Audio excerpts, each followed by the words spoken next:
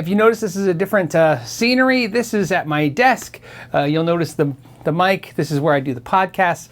What am I doing? Well, I want to do a very, different kind of video in the idea that I had mentioned a Black Mountain Picks a couple weeks ago. I'll put a link to that video down below. You guys seem to really like that pick and that video.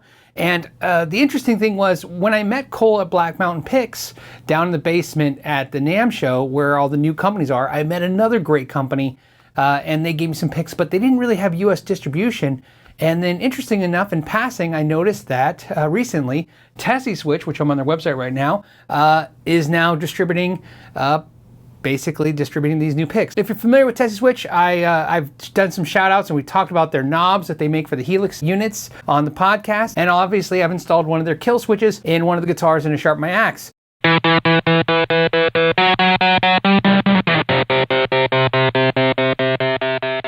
So what are these? These are Master 8, the number 8 picks. I remember when they told me the name that they're Master 8 picks, I thought, yes, I'll have to make sure I enunciate that. What are Master 8 picks? They're guitar picks that are made in Japan.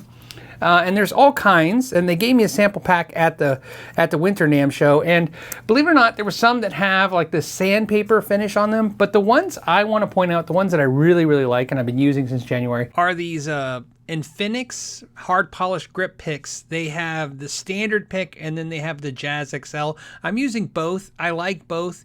I'm using the thickest kind, but I have all 3 thicknesses and there's things I like about all of them, and I haven't decided what thickness I'm going to land on. I will put a link in the description down below to the ones I like, but please feel free to check out all their picks. I really think a lot of you will like pretty much most of their picks. The quality of them are really, really good. They are, like I said, they are made in Japan, and they're very highly detailed and finished. Sometimes you see picks are stamped out and there's kind of hard edges. These are definitely really smooth and nice, but these ones in particular, the print isn't print, it's rubber. And it's really, really thin. You guys know I like Dava picks for that reason. It has a rubber coating on there, but I've never really liked the pick, the Dava pick. I always like the rubber coating. This is a pick I really like, and the rubber coating on this is so thin. It's crazy. You even have to kind of rub sideways to even know it's there. It works perfectly. The other thing that's nice is when you're playing with them,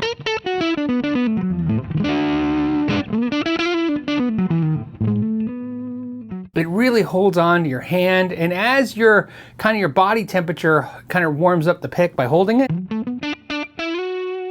you really feel like it's sticking to your hand. I don't think it would actually stick. Let's try. Ready? Yeah, it's not gonna stick. But you can see it's close. It's like doesn't want to bounce out of the hand.